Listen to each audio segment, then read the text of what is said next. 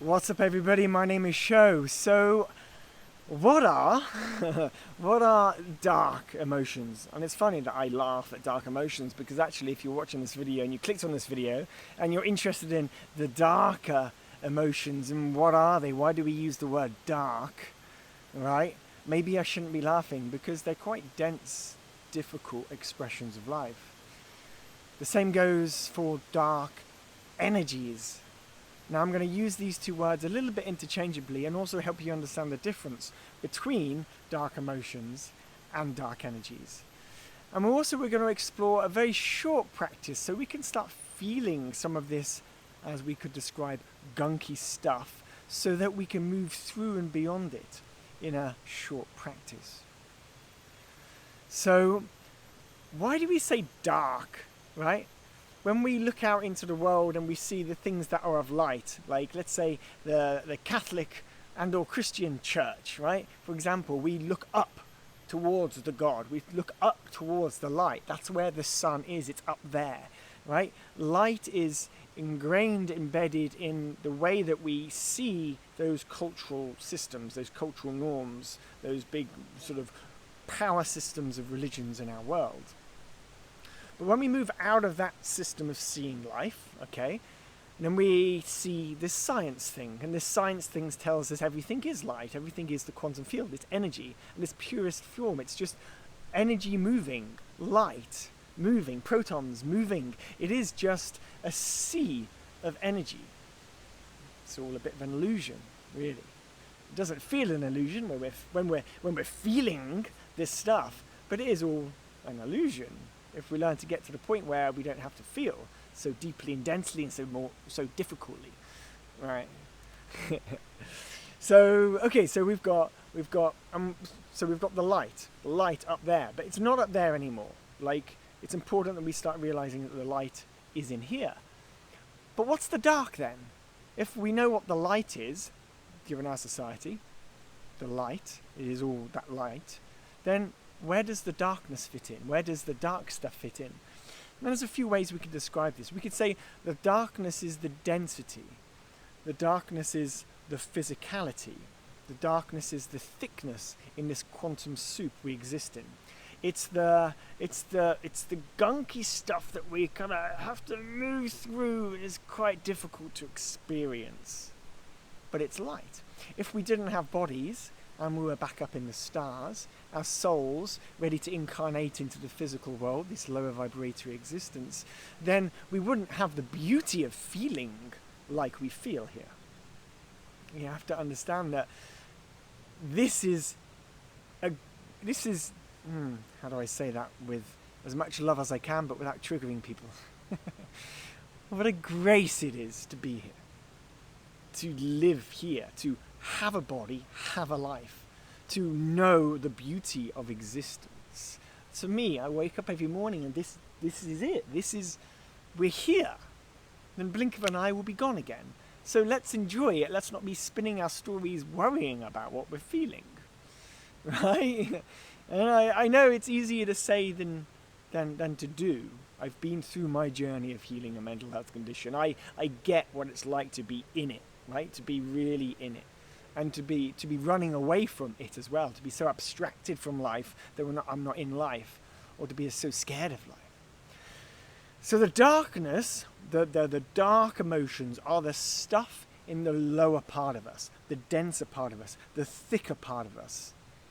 So we would describe that, we could also say the lower chakras, the lower energy centers.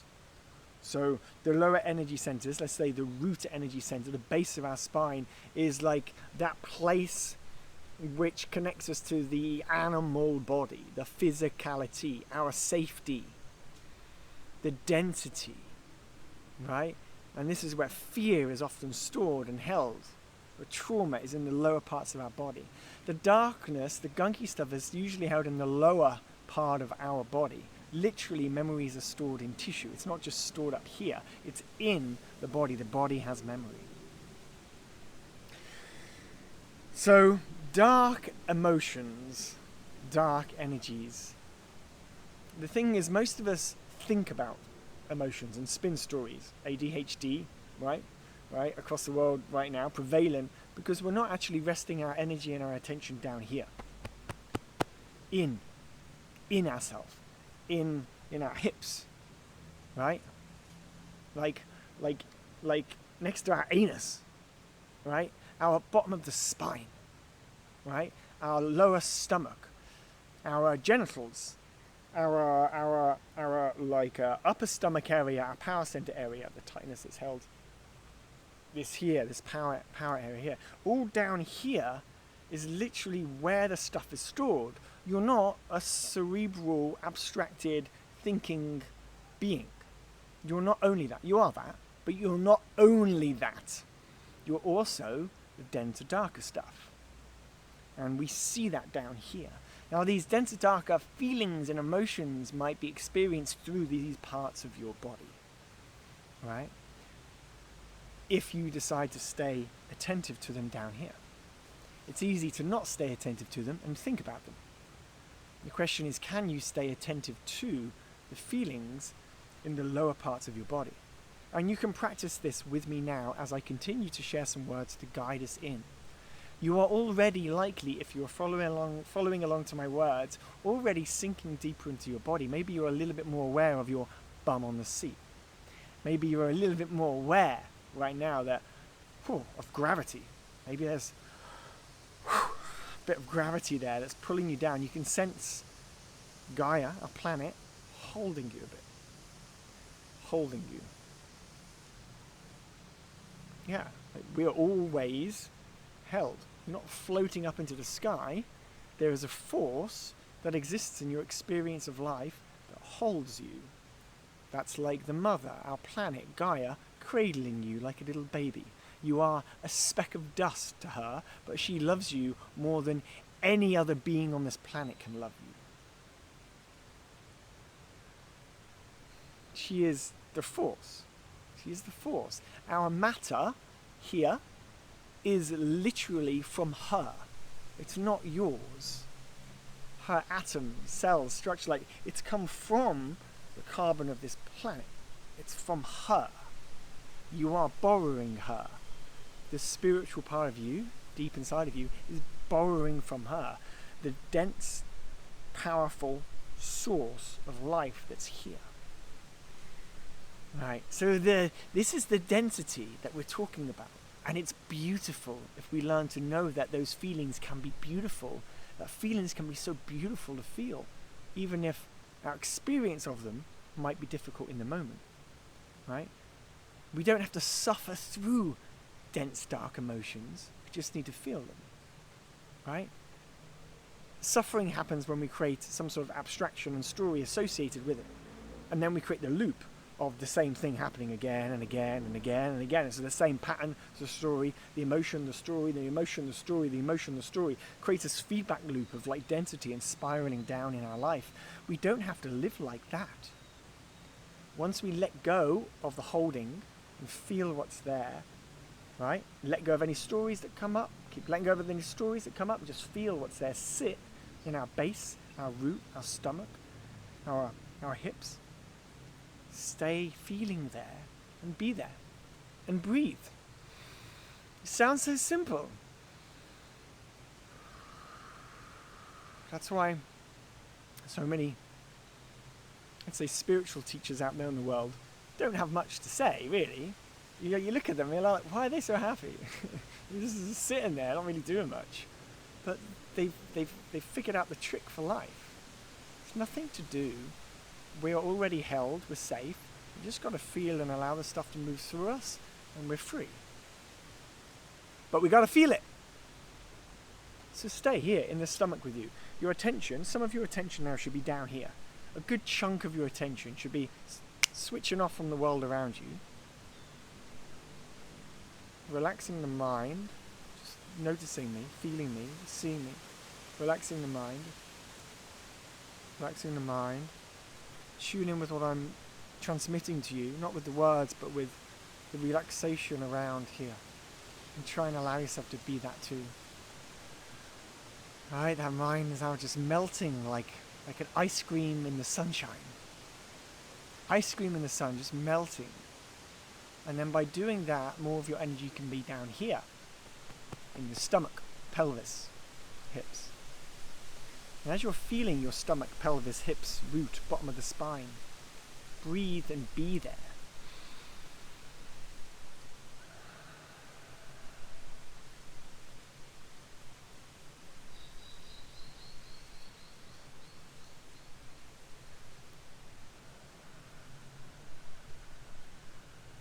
Now this might be a little bit awkward for a lot of people, this moment of silence, depending on how long you've been meditating for in your life, if at all. But suddenly when we start quieting ourselves, feeling our body, we realize there's nothing to do.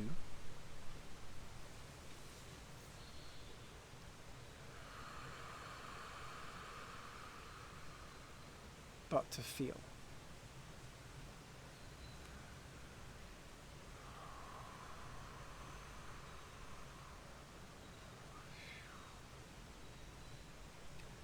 And when you allow yourself to rest into the feeling, or feelings,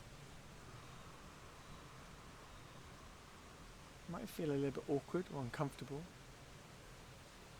Maybe a little bit of overwhelming anxiety comes in. But again, just stay with this. Stay with me.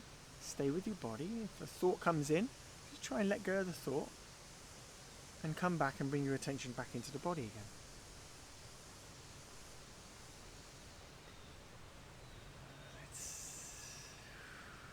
It's really simple what we do in practice like this, but it's so profoundly powerful, and these types of practices changed my life. That's why I talk about them, because I have experienced the benefit of such tools and techniques.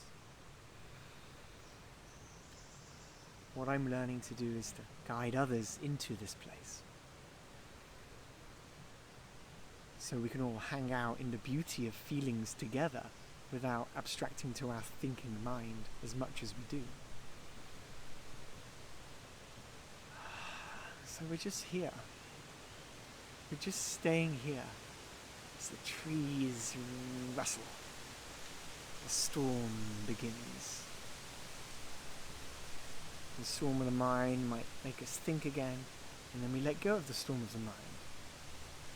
And then we allow that movement of the energy that creates the thoughts to again come into stillness.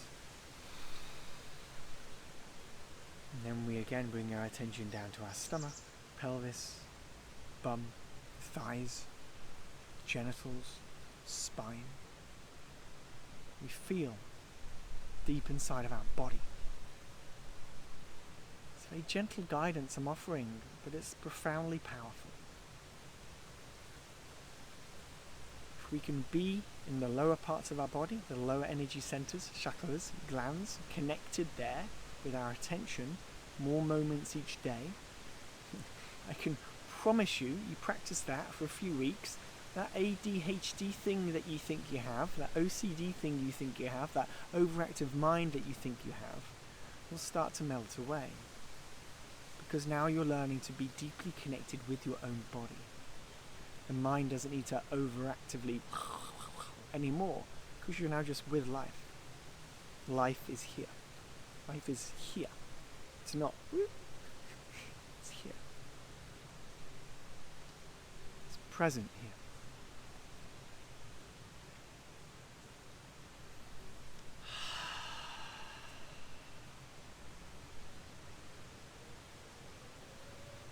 I'm just being distracted by this super beautiful white butterfly that's just floating around me down here.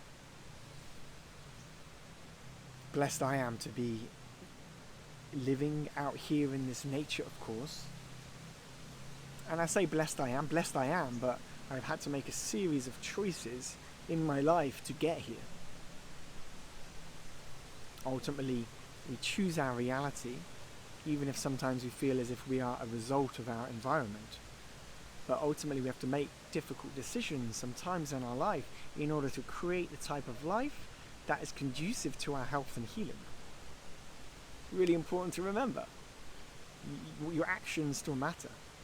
your actions, your decisions, what you choose, and what you choose and commit to makes a difference in your journey of looking after this being, this vessel, your emotions, your well-being, your mental health, however you want to describe this, your awakening, your realization of a deeper version of yourself.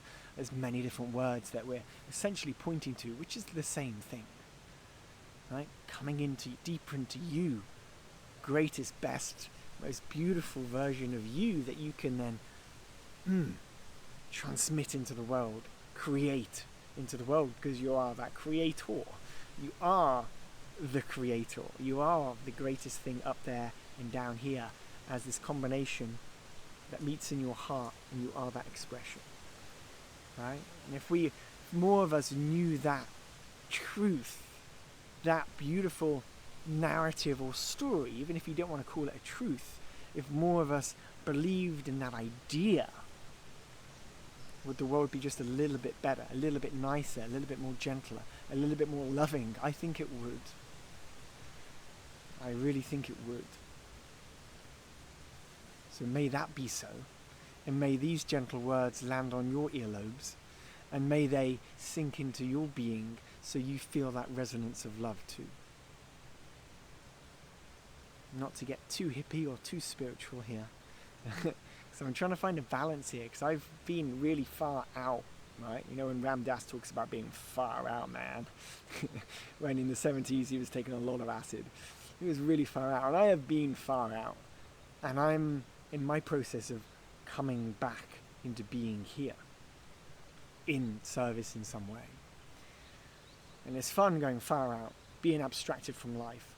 There's places you can visit, but the greatest expression, love, gift into the world is being us here.